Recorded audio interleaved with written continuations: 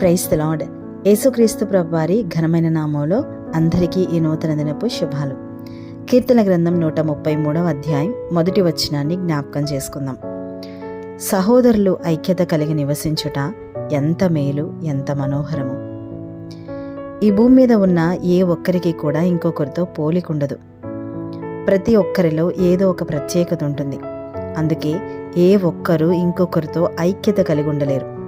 కానీ వాక్యం చెప్పేది ఏంటంటే, ఎవరెలా ఉన్నా సహోదరులు మాత్రం ఐక్యత కలిగి ఉండాలి అని. సహోదరులు అంటే ఎవరు? ఒక తల్లికి పుట్టినవారనా? కాదండి. ఒకే తండ్రి రక్తంలో కడగబడిన ప్రతి ఒక్కరూ మన సహోదరులే. ఈ భూమి మీద ఎక్కడైనా, ఏ దేశంలో అయినా, ఏ భాష అయినా సరే, యేసుక్రీస్తు ప్రభువారి రక్తంలో కడగబడిన ప్రతి ఒక్కరూ మన సహోదరులే. బైబిల్ ఐక్యత కలిగి ఉంటే మేలు అని చెప్తుంటే మనం మాత్రం దానికి విరుద్ధంగా జీవిస్తున్నాం. ఈ రోజుల్లో ముఖ్యంగా సంఘాల మధ్య ఐక్యత లేదు, సంఘ విశ్వాసుల మధ్య ఐక్యత లేదు, ఒకే సంఘంలో ఉన్న విశ్వాసులకు కూడా ఐక్యత, సహవాసం లేదు. మనం అనేక విషయాల్లో డెవలప్ అవుతున్నాం అనుకుంటున్నాం, కానీ సహవాసంలో మాత్రం రోజు రోజుకి సమస్యలు వస్తున్నాయి. కొన్నిసార్లు మనం మన తోటి క్రైస్తవులతో కనీసం మాట్లాడం. ఇలా ఉంటే అక్కడికి దేవుని మహిమ ఎక్కడి నుండి వస్తుంది? యేసుక్రీస్తు ప్రభువారు అంటారు, ఒకరి ఎడల ఒకరికి ఉన్న ప్రేమను బట్టియే వారు తన శిష్యులని లోకము గుర్తిస్తుంది అని. సహవాసం నిజంగా చాలా ముఖ్యమైనదండి మనందరి జీవితాల్లో. దేవుని ఉద్దేశం మన జీవితాల్లో నెరవేరాలి అన్న సహవాసమే కారణం. నిజమైన సహవాసం వెలుగు లాంటిది. ఏదో సేవకులు మాట్లాడమన్నారు కదా అని ఆ సేవకుల ముందు కాసేపు వారితో మాట్లాడినట్టు నటించి తర్వాత వారు వేరు మేము వేరు అన్నట్లుగా ఉంటే అది నిజమైన సహవాసం కాదు.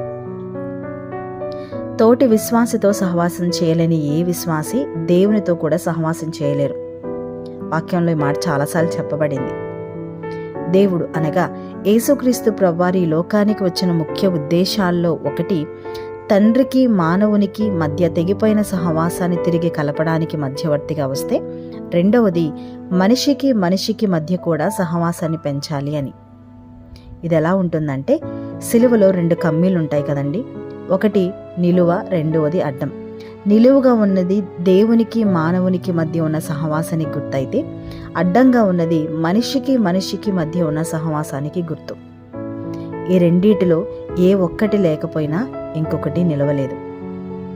యోహాను రాసిన మొదటి పత్రిక 4వ అధ్యాయం 20వ వచనంలో చూస్తాం, నీవు చూచిన వానిని ప్రేమించలేనప్పుడు చూడని వానిని ప్రేమించుట అసాధ్యము అని. ఇతర విశ్వాసులతో మనకి సహవాసం లేనప్పుడు మనం ఎంత నష్టపోతామో కొన్నిసార్లు మన ఆలోచనలో కూడా ఉండదండి. చాలా నష్టపోతాం. దేవుడు మనల్ని సంపూర్ణులుగా చేయాలి అనుకుంటున్నారు. మనం కూడా సంపూర్ణం అవ్వాలని ఆశ ఉంటుంది. కానీ సహవాసం లేకపోతే మనం ఎలా సంపూర్ణమవుతాం? ఆనాడు ఆది సంఘంలో ఈ సహవాసం అనేది మనకి చాలా స్పష్టంగా కనబడుతుంది. తమకున్నది ఏది కూడా తమది కాదు అనుకున్నారంట. అందుకే అంతా తీసుకొచ్చి అపోస్తలుల పాదాల దగ్గరికి పెట్టేశారు.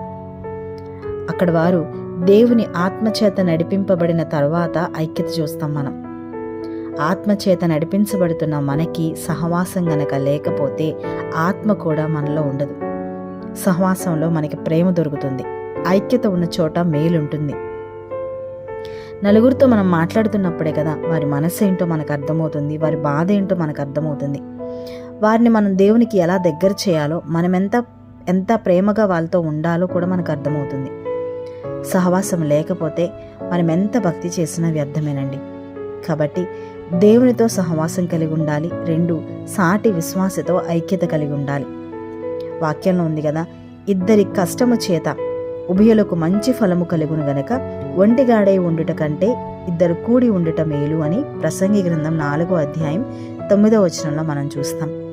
కాబట్టి ఐక్యతతో సమాధానం, దేవుని దగ్గర నుండి వచ్చే మేలు పొందుకోగలిగిన కృప దేవుడు మనందరికీ అనుగ్రహించునుగాక.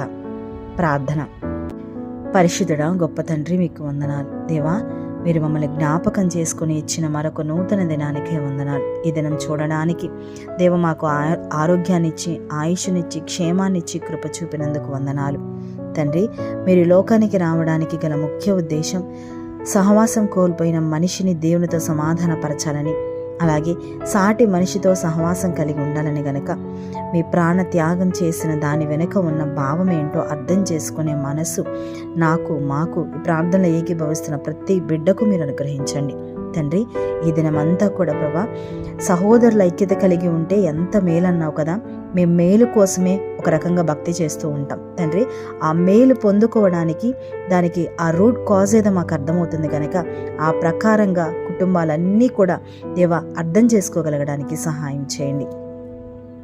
మీ చిత్తంలో మీ సంకల్పంలో దేవా ఎదిగి ఫలించడానికి సహాయం చేయండి తండ్రి. అన్ని విషయాల్లో మీరే కృప చూపండి. బలహీనంగా ఉన్న వారిని బలపరచండి, రోగులుగా ఉన్న వారిని స్వస్థపరచండి తండ్రి. మీకు వందనాలు అయ్యా. ఏ బిడ్డలు ఏ అవసరం కోసం మీ సన్నిధిలో మొరపెడుతున్నారో తండ్రి అయ్యా, నీ చిత్తములో ప్రతి అవసరాన్ని మీ మహిమైశ్వర్యములో తీర్చి గొప్ప చేయమని యేసుక్రీస్తు ప్రభువారి ఘనమైన నామములో అడిగి వేడుకొని ప్రార్థించి పొందుకుని ఉన్నాము తండ్రి. ఆమేన్.